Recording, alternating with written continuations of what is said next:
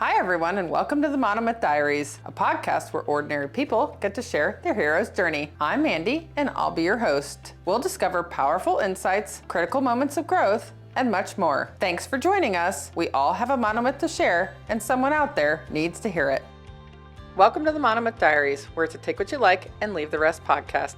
Today's featured hero is Melissa. Her story is one of resilience and transformation. Proof that even in the midst of struggle, we can uncover unexpected strength and purpose. In this first episode, she opens her diary, sharing the experiences that shaped her, the challenges she faced, and the pivotal moments that began her journey of growth. Her courage to speak openly and vulnerably is a gift, and I'm honored to share her story with you. So settle in, listen closely, and remember, in every testimony, there's wisdom we can carry with us. Welcome to the Monomyth Diaries, Melissa. Thank you for having me. Yeah, we're very excited. We're very excited to have you. We're going to start with some Monomyth story starters, a series of quick questions just to get you comfortable and for the audience to get to know you. What's your favorite season? Fall. I love the change from summer, which is really hot here. By the end of summer, I'm done. And I love boots, and so I get really excited. Definitely a fall person. And for those people who are just tuning in, we're from Houston, Texas. Right. It's very hot in Texas. I'm not really sure we actually get a fall. I'll take whatever comes after summer.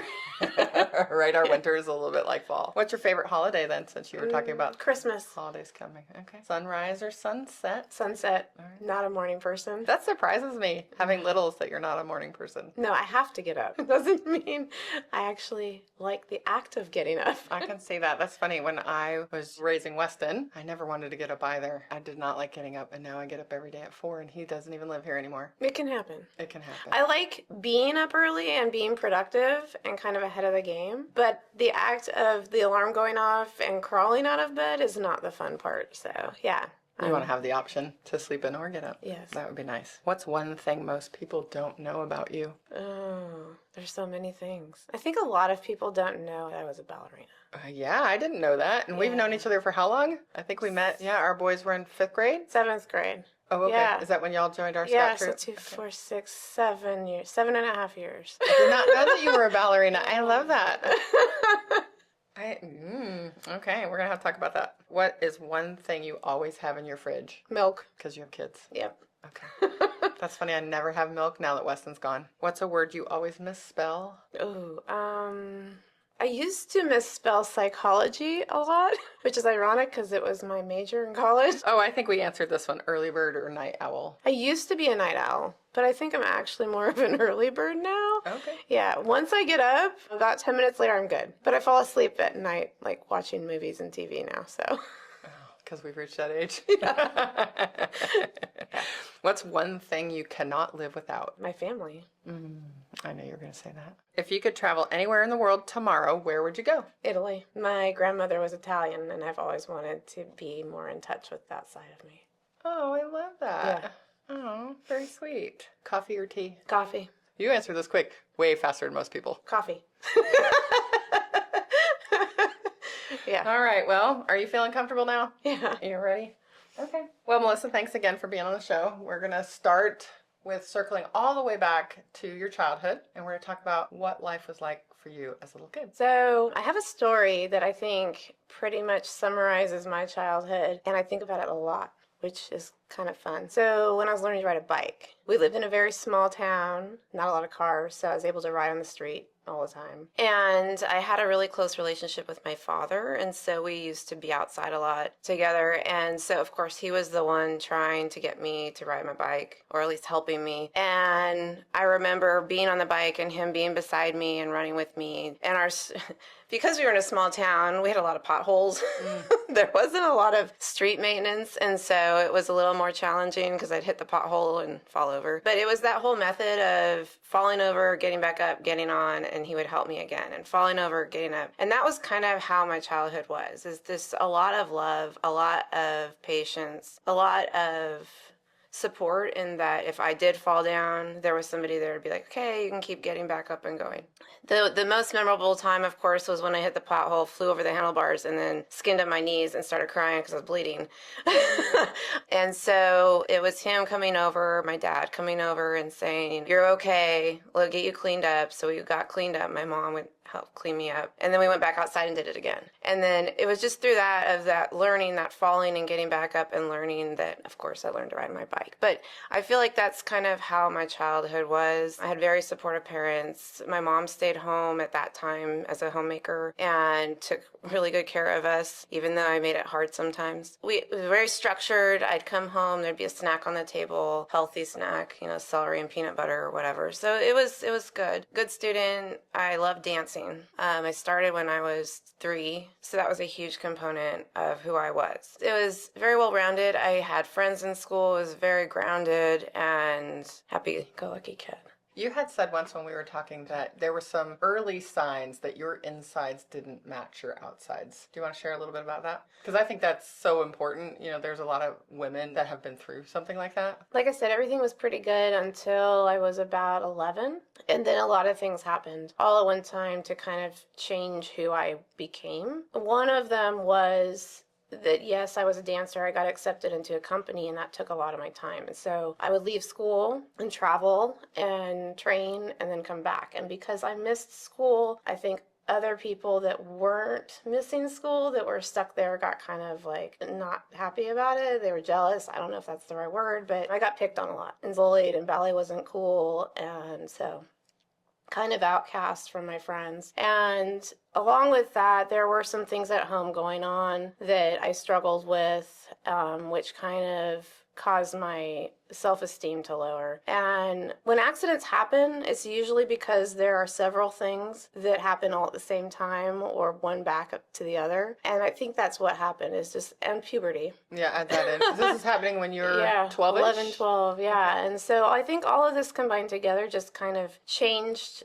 the little girl that was happy-go-lucky to this really insecure, self-conscious person. And so I still wanted to do the things that I loved. So I still wanted to do the ballet, and at the time I started piano and the nerdy things, but I also wanted this appearance of being tough and trying to fit in. Mm-hmm. And so I veered off and started hanging out with friends and doing things that I shouldn't do, and then keeping inside the straight A student and ballerina. So it's very separate from each other. I can see that, especially when you're in a small town. When you're in a place like Houston, there's kids from all walks of life. When you're in a small town, I can see where it's hard to be different, because you really stand out when you're different. Everybody knows you. Yeah, everybody knows you. For sure.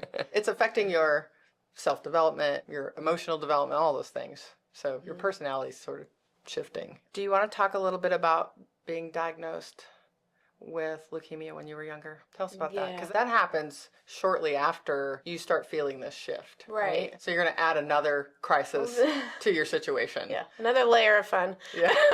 And I can relate, because when I was like 12, 13, I had cancer. So I totally understand what you're going through. It was a big shift in puberty and middle school, and then to have an illness on top of that, plus a little bit of family chaos going on. I get it. So tell us about that. What was that like? So I was around 12 when that split started happening, and I don't know, I think it was around 14 or so when it really started getting crazy, like smoking, drinking, the things that you don't want your kids to do when they're in high school. And so that started becoming worse. I thought that feeling tired all the time, and I was dancing a lot. And so I thought feeling tired all the time was just attributed to all of those things, like not getting enough sleep, overworking my body, not eating well, or hardly at all. And so I didn't think anything of it. And then it started getting worse. And so my mom took me in, and they said it was mono. So we waited. Which I could see where that might be a legitimate, reasonable explanation, because you have these two worlds going on in which you're,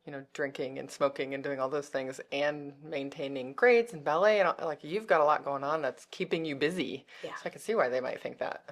Okay. Overdoing it. And that's one of the things that I was told led to me getting sick. What I was told then was my immune system dropped so low that the cancer cells were able to multiply faster, and therefore I have leukemia. That's what they told me at the time. So it got really bad. I ended up going in frequently for blood work. My primary doctor finally referred me to an oncologist, which was 2 hours away from us. So we made that drive. And when I met with him, he's amazing. He drew this whole diagram of a factory on the paper on the chair and showed me the blood, how the blood all works in the factory and all this. And by the end of it, he was like, yeah, but I don't think you have leukemia. Oh. I don't think that's what it is. Let's just keep watching for mono and, we'll revisit this. So I went home. And then it got to a point where I was like crawling on the ground. Super pale. I couldn't walk. I was so weak. The red blood cells just weren't doing what they needed to do. I got some blood work done, and my mom got a call, and they said, you need to come in right now. If she gets a bloody nose, she'll die. She doesn't have enough platelets to stop the blood from just continuously flowing. At that point, it was terrifying. So I got in the car, like I said, 2 hours drive of me in the back, just crying, terrified, holding a teddy bear. Yes, I'm 15, but I still have that teddy bear. Oh, I love that. And so, we get there, and then, of course, they talk to my mom, and they tell her I need a bone marrow biopsy. So I don't fully know what that is. I find out very shortly after that. Not a fun experience. I hear now it's much better because it's been a while. But yeah, it was basically a drill into the hip to pull the bone marrow out. And so my mom is a trooper. My mom, very brave, trying to keep it together for me. Anyway, 3 days later, they come in my room and they had said that I had leukemia. So I grabbed my long hair and I just start wailing. And that's the most vivid moment I have of that whole experience. In the car, with the teddy bear, and then of course with my braid, like I'm gonna lose my hair, which is interesting to me because as a teenager, that's the thought process that happens, at least for me. Like, it wasn't dying, it was my image. I'm gonna lose my hair. Okay. I'm gonna gain weight. I find that interesting. That's a developmental stage that we're going through as teenagers, and that's what I focused on. So after that point, I attribute everything. Well, I guess I fought too, but I attribute everything to my mom. She was very positive during that time and gave everything she had to make sure I was safe. And my mom, always someone stayed with me. So either my mom was there or my dad was there. And we made it fun. As fun as you can make it. Every card I got, I put on the hospital wall. And it was like a big paper hug. And we decorated my IVAC machine as a flamingo. And used Hershey Kisses as droppings. Painted her nails blue. It's like, your mom is so sweet. Yeah. Through that, I learned quite a few things, which helped me later. One of the things we learned, or that she taught me, was visualization. And so I would imagine the cancer cells in Pac-Man, the game Pac-Man, and the little Pac-Man eating the cancer cells away. That was one thing I did that I've used since then, visualization. Another thing is laughing.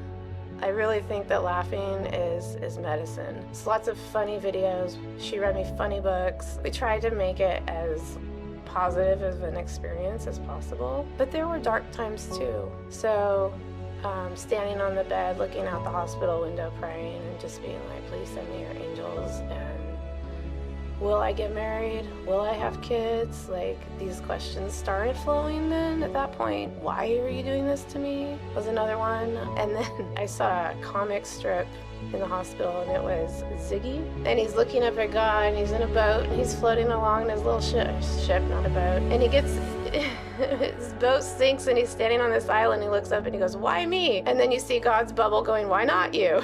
Right. And so that kind of has stuck with me too. It's like, what makes me so special? Like, why wouldn't it be me? Like, I don't know what he has planned for me. So just out of curiosity, so you've grown up with some faith as a family, because you talked about how supportive and loving your family was, but you've also been raised Lutheran. But that's a whole nother story, really. Right, but it is a part of your story, because going through leukemia and having a God to talk to, I mean, that's going to change your story, because your identity is shifting again. So I actually had a conversation with God at that point and said, I'm miserable. This is hard. I will take this and endure this, but don't give it to anybody else that I love or that is close to me. Just let me have it all. Don't let anybody near me get this. I mean, selfishly, I don't want to see anybody else go through it. You know, I don't know if I could handle them going through it. I mean, that's the selfish side of it. The other side of it is no one else should have to go through that. It's a horrendous experience. Do you want to tell us now then, how is this changing your identity, having leukemia, the things that you're going through, because school is going to be different, moving forward, look different for you? It's interesting because I think, at least I had this perspective of a cancer survivor drinking juices and being vegan and doing yoga every day day and just fully appreciating life. And that is not how my story went at all. In fact, quite the opposite. It was definitely a tug of war. Being sick in this time period developmentally affects so much later on and how you carry yourself and adapt to growing up. Acclimating back to real life. Learning to separate from my parents, which I didn't do my teen years because I was sick. I wanted to be close to my parents because I had grown closer to them, but I also wanted that separation of like, I want to be independent. And so I finally got accepted into my dream school I wanted to go to when I was 5. And my mom was like, "You're not ready." And I was like, "I'm going." Like, oh, you're talking about college. College. So can we back up just for a second? So you're 15 when you're diagnosed with leukemia. How long does that time period before you are in remission? That's the right word, right? Yes. 8 months hardcore chemo total. And then after that, it was pills and maintenance. So a chunk I was a of high junior. school. Yeah. Okay. So I was a sophomore when I got diagnosed, and I went back the end of my junior year and then graduated as a senior. This is the time period where you become very close with your parents. Mm-hmm. Okay. And then you get into your dream school. In LA. And so you've been accepted into the school Yeah. you've always wanted to go to. Yeah. Which was? USC. Yeah. Okay. University of Southern California. And your mom doesn't want you to go. She was right. Looking back, I wasn't ready, but I'm very stubborn and persuasive. And so I was like, well, we ended up negotiating. I went in January. So I waited a semester and did junior college at home. And then I transferred in January, which was also hard because I went in the middle of the year, so there was no freshman orientation. There were no parent drop-off days. That's when a lonely world really came over me. So yes, I'm in this school that I really want to go to, but I don't necessarily have the study skills. I don't have the abilities to really know how to start new relationships because in the small town, I had those relationships since kindergarten. Oh my gosh, I had that same experience when I went to college. I was so lonely because I didn't know how to make friends. You would think they're young kids, like they know how to make, no. Not when you've been with the same people your whole life. It's difficult. Our kids don't understand that. They've been in big schools and all these new and wonderful activities that they get to do, but we didn't have that as small towners. No, I mean, we went out and played and then we came home and I was with the same neighbor kids. And then you're thrown into this environment where you don't know anyone. So that was hard. And then, I got depressed. I stopped going to classes. I ended up drinking a lot, enjoying the party side of things instead of the other side, which I think was even worse because I was a perfectionist. So I was like, oh, I can't do this perfect anymore. Like school actually got hard and I didn't know how to handle it. And so I was like, well, I'll just escape and not think about it. And looked for relationships and boys to make me feel confident and loved. There's a lot happening at that time. So what happens? You're in school, you're drinking, you're partying, you're not going to classes. Do you get kicked out? What happens? Yeah. So that was kind of eye-opening for a lot of people, especially my parents. I'm sure it was shocking to go from being such a diligent student to failing out. I'm sure it was shocking. Very, very sad. I still feel bad about it. You wouldn't be the person you are today. I wouldn't, and I've told myself that several times. Like it would be a totally different experience. So I was just surviving at that point. I got kicked out, and then of course my mom's like, "Come home," and I was, "No, I'm not coming home. I'm staying in LA. I'm gonna keep fighting. Like I'm a fighter."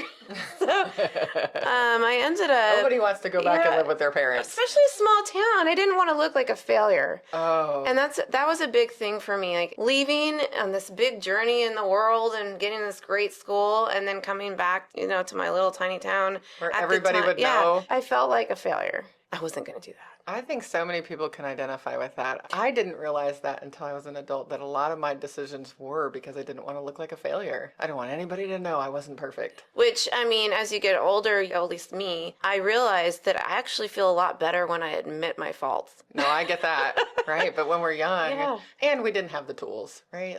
As you said, you didn't have that emotional development to have those tools to go, what am I trying to do here? Right? Like, I never thought of the word perfectionist when I was that age. I don't even know if that was a thing. I don't know that young people think about that. I'm sure my son doesn't. It's very stressful. Yeah. I ended up getting kicked out, and that's when, pretty much when the LA life starts. What does that mean, the LA life? The LA life to me, I guess that's different for everyone. To me is the party scene, the Hollywood lights and the party scene, sex, drugs, and rock and roll. Yeah, that's how that was for me. But still keeping a good job and wearing a suit and having the double life. So that still stayed. Oh, you're still having some duality. Okay. I feel like I kind of got it together for a brief time through the leukemia and then, junior college. And then I get to LA and I don't know what to do with myself. And so I kind of revert back to what I used to do, which, was that escape. I needed the escape from the perfectionism, the stress or the failure that I felt or the guilt, just trying to get away from all that. And so, I did the Hollywood nightlife, and you see these TikTok videos of like our generation stayed up till, 4 a.m. and got up at 6 to go to work the next day. And that was my life. Like I would stay up and then I'd get up and go to work and did that for quite some time. I met my son's father at that point. And you had mentioned earlier that you had a propensity for dating people who may not have been great for you, great influences. Yes. Yeah. So that starts a whole nother journey of me learning who I am and what I'll tolerate. And that takes a long time. Yes, I meet him in the party scene, which is probably the start of not good. I had a friend of mine tell me one time, Mandy, you're not allowed to have any bar boyfriends. No, it's not a good start. Yeah. Let's pick somebody a little more wholesome and healthy. Because I used to do that too. Yeah. My first husband I met in a bar. Just saying. I get it. Yeah. Yoga would have been good. Bike riding. Something else. Library. Sure. Okay, so you meet him in a bar. Yeah. And then drugs started getting involved. So it progresses. Yeah, it progresses. From bar life and drinking to drugging. Yeah. Okay. Super unhealthy. Then I end up getting pregnant. And this is a time in my life where I really don't have it together. Using cocaine, going out, drinking, and I'm not in a stable relationship at all. I mean, it was very emotionally abusive, and then later it gets physically abusive.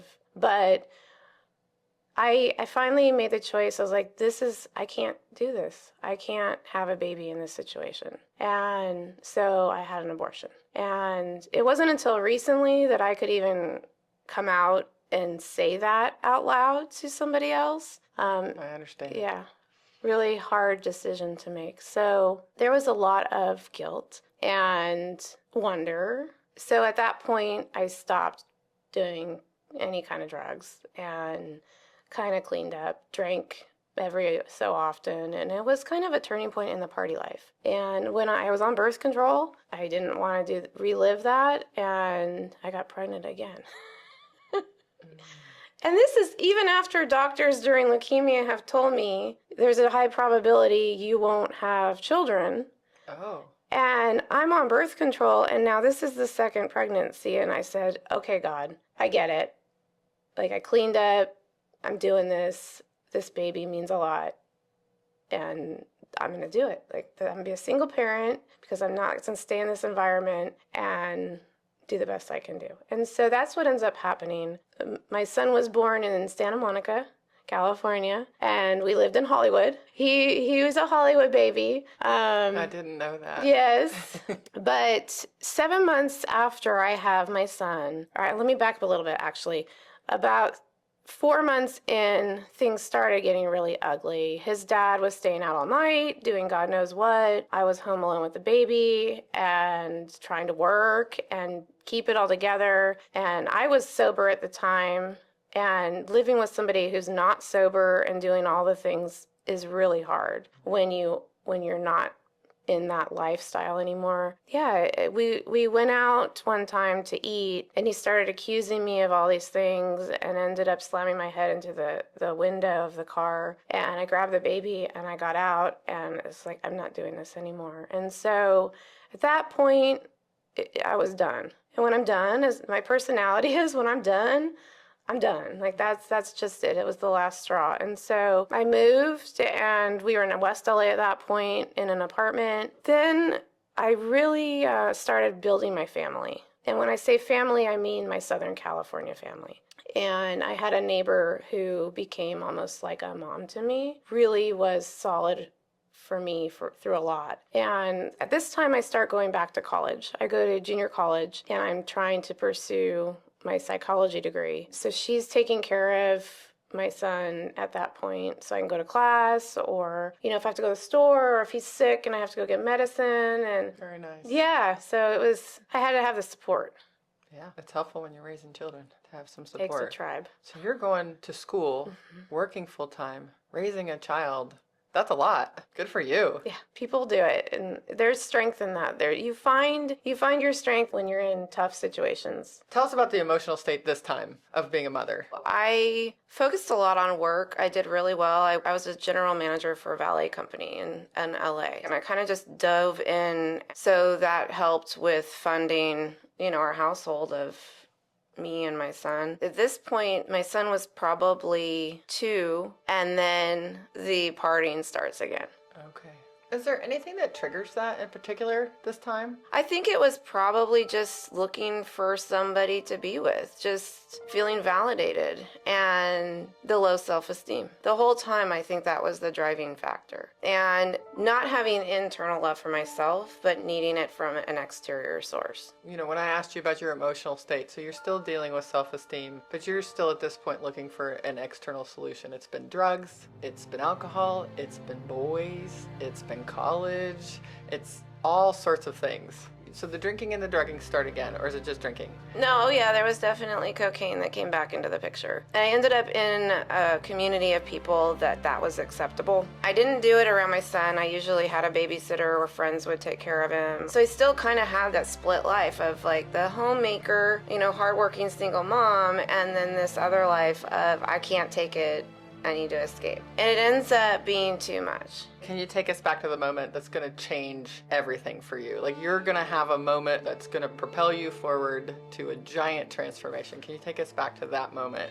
In the relationship I was in at the time, it was really unhealthy. We weren't right for each other. It was awful, screaming, yelling. It was bad. We would break up and then we would get back together.